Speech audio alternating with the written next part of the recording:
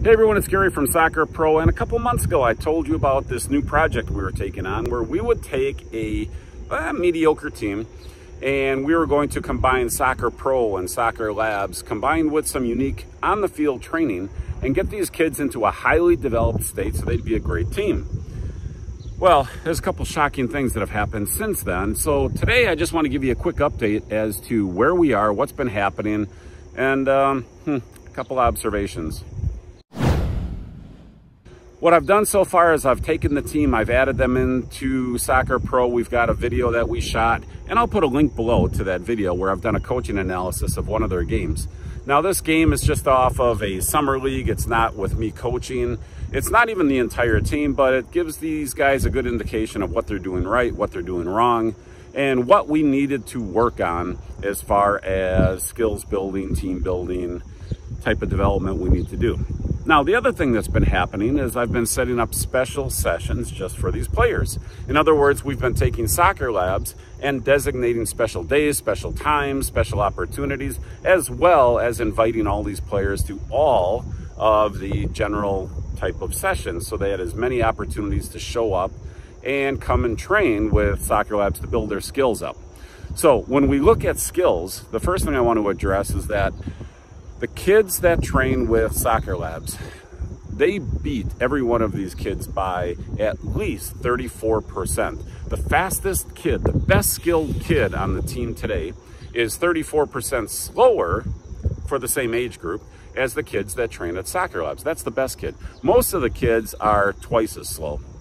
Okay, what we do is we gamify everything so we can easily measure what their scores are in dribbling, passing, shooting, different combinations, different games, different team games, all these different things. But in general, the best any of these kids have been able to do is come within, it's just under 34%, like 33.8% as slow. Okay, again, most kids are 50, 70, 80, 100% slower than what our kids are that have been training at Soccer Labs. Now, I also told you that's one of the reasons I chose this team is I had a couple kids that are training at Soccer Labs that are playing on this team. So that's how I got to know the team, got to know the club, and I wanted to take these kids and actually help them because they're so frustrated dealing with teams that are behind them in a skill level, and they wanted more. So I thought, you know, this would be a great combination, great opportunity for everyone to come out ahead.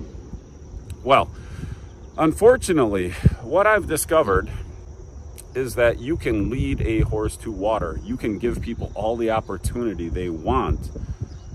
But if you don't have people committed, it doesn't matter, okay?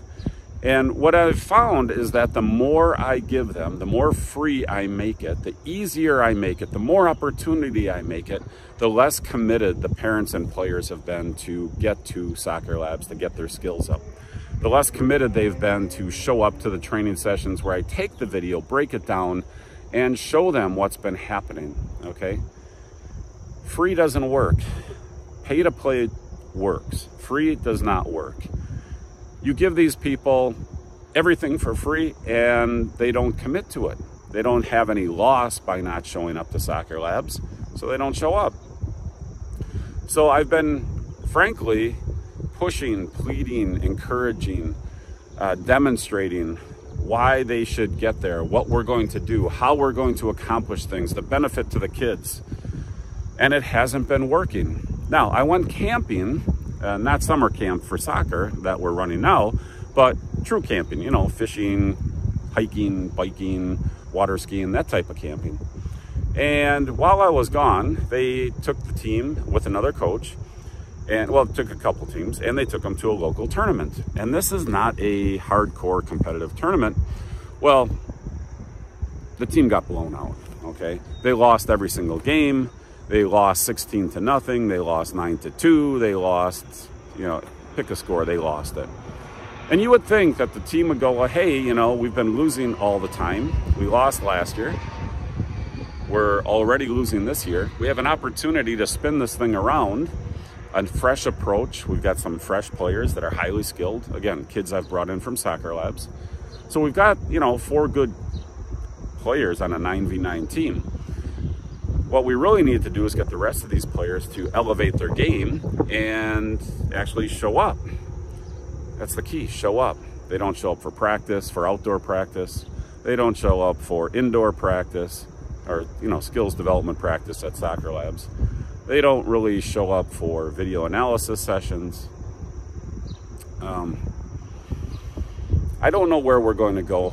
I don't know if I'm going to stick with this program because, again, what's the point? You know, if you put all your time and all your effort into something and the people don't show up, there's no point doing it. And since I've been doing this all for free, that's a key word, free, okay? Free software, free technical training center. I've got all these people that look at our videos on TikTok and other social media, and they always say, oh, geez, you got to be rich to train there. If I could only train there, but I'm too poor. Well, these people are training for free, okay? Money doesn't matter. If people want to be good, if they are committed to the game, they will find a way to pay for soccer. When it's free and they're not committed, they find a way not to show up. They find reasons. I asked the kid, I said, hey, Ozil, why aren't you showing up for soccer labs? You've only showed up twice. You know what he tells me? I'm busy. 9-year-old kid, not in school, busy. What's he busy doing? Busy, okay? These are kids that are never going to be good at soccer. Never. They don't want to be good at soccer. They want to do other things. They're busy. So when we talk about pay to play, when we hear all these people complaining pay to play is the reason the USA isn't any good, maybe, but I don't think so. I don't think so at all. And the reason I say that is because people don't value what they don't pay for. When they pay for it, they show up. When they don't pay for it, they don't care, they don't show up. Then they lose in the games and they come off the field with that look on their face like, oh my God, this is terrible. I'm so depressed. I'm so unhappy.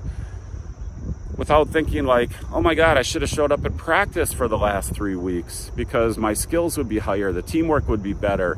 The rest of the team would be better. But I didn't. And now I'm just walking off the field with that long face like I was expecting some other result, even though I didn't put in any effort. So I'm not sure, again, what's going to happen. I'm not sure if I'm going to bother wasting my time sticking with this program. I'd like to. I always see potential in these kids. I know how fast the development works at soccer labs. It's actually an amazing skills accelerator. So I can take almost any kid that just wants to play the game. I don't care how good they are. I can get them to a higher level very quickly. So I'm confident in that. I just don't know whether any of these kids are going to show up other than the kids already playing at soccer labs. And frankly, at some point, I'm just going to encourage them to go to a different club. Because if this team they're on is this uncommitted, if they can't even show up for practices, if they can't show up for everything that's free and handed to them and given to them and encouraged to them and frankly begged of them, it's hopeless. Pay to play is not the problem. Commitment to play is the problem. When soccer becomes a highly committed sport, you will see good players, and we create good players in the U.S. The trouble is when we have too much, too easy, too many distractions, and kids that aren't really committed.